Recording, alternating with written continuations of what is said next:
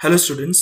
आइए आज हम एक और इंटरेस्टिंग न्यूमेरिकल सॉल्व करते हैं जो कि मोशन चैप्टर से है।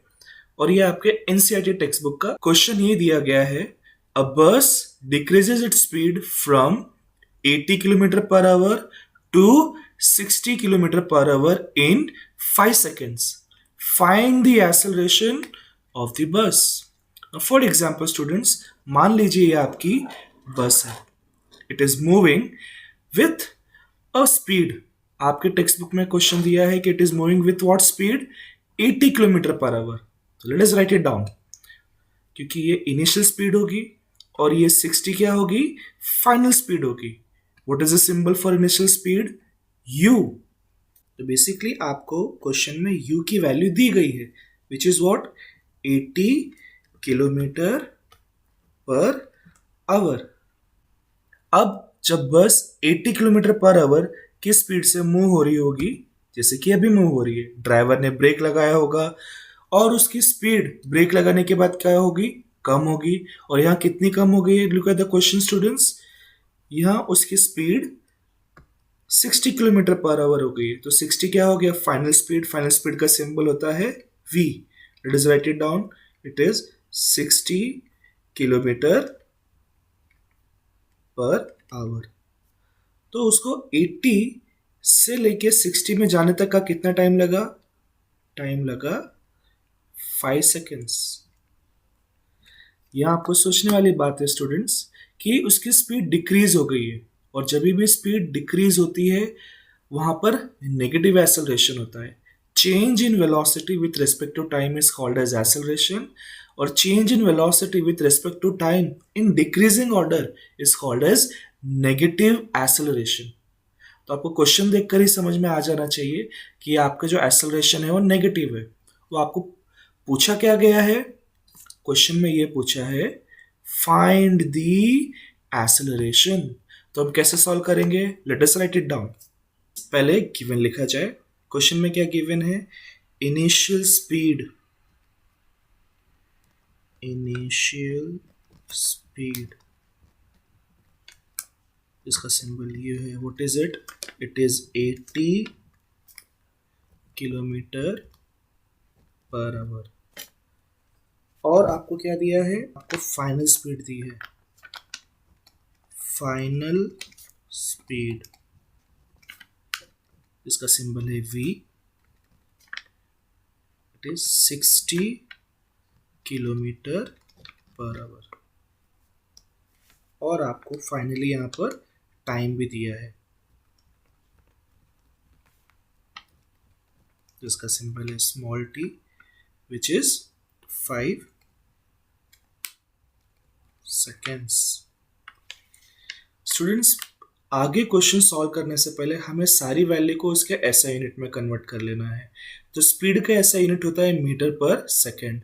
तो आइए हम इसको कन्वर्ट करते हैं 80 किलोमीटर पर आवर को मीटर पर सेकेंड में। अब हम कन्वर्ट कैसे करेंगे? Whenever we have to convert from kilometre per hour to metre per second, हम गिवन वैल्यू को 5/18 से मल्टीप्लाई करते हैं। तो यहां पर भी हम वही करेंगे। तो 80 इंटू 5/18। सो 2 के टेबल से कैंसिल करते हैं। 2 9 ज़ा 2 40 ज़ा, आगे और कैंसिल नहीं होगा। तो 40 इंटू 5 इज 200 अपॉन 9। आप इसको डेसिमल में भी कन्वर्ट कर सकते हैं या तो फ्रैक्शन में लेके सॉल्व कर सकते हैं। मैं इसको फ्रैक्शन में लेके सॉल्व करूंगा क्योंकि आगे कैलकुलेशन आसान पड़ेगा। तो ये हो गया 200/9 मीटर पर सेकेंड। उसी प्रकार हम फाइनल स्पीड को भी मीटर पर सेकेंड में करेंगे। तो ये हो जाएगा 60 इंटू 5/18। तो यहाँ पे हम डायरेक्टली 3 के टेबल से कैंसिल कर सकते हैं। 3 6 ज़ा 18, 3 20 ज़ा, फिर हम 2 के टेबल से 6 को कैंसिल करेंगे। 2 3 ज़ा 6, 2 10 ज़ा। अब बचा क्या हमारे पास? 10 into 5। How much is 10 into 5? It is 50 upon 3। इसको भी हम इसी फ्रैक्शन में ही रखेंगे। तो ये हमारी स्पीड हो गई कन्वर्ट मीटर पर सेकेंड में। अब हमें क्या करना है, कभी भी आपको एग्जाम में आप न्यूमेरिकल सॉल्व करो तो आप गिवन जरूर लिखें।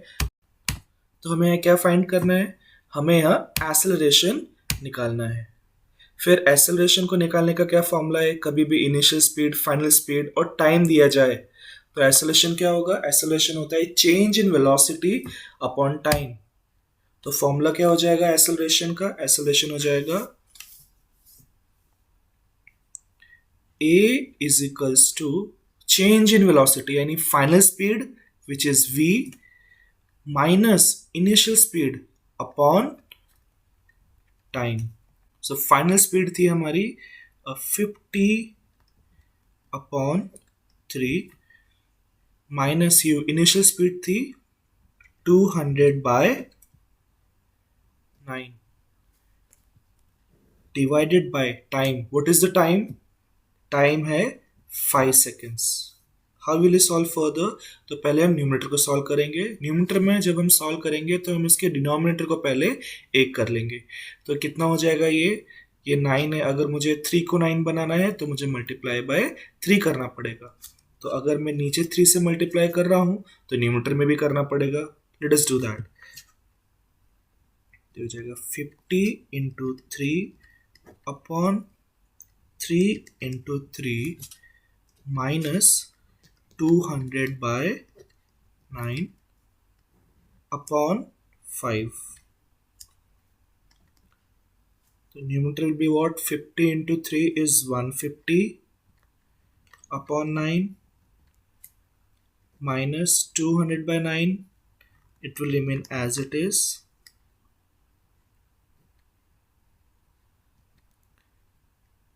Divided by 5.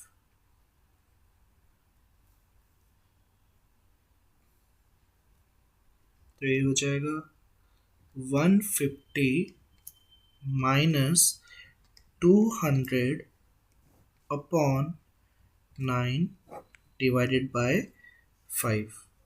150 minus 200 is minus 50 upon 9 divided by 5.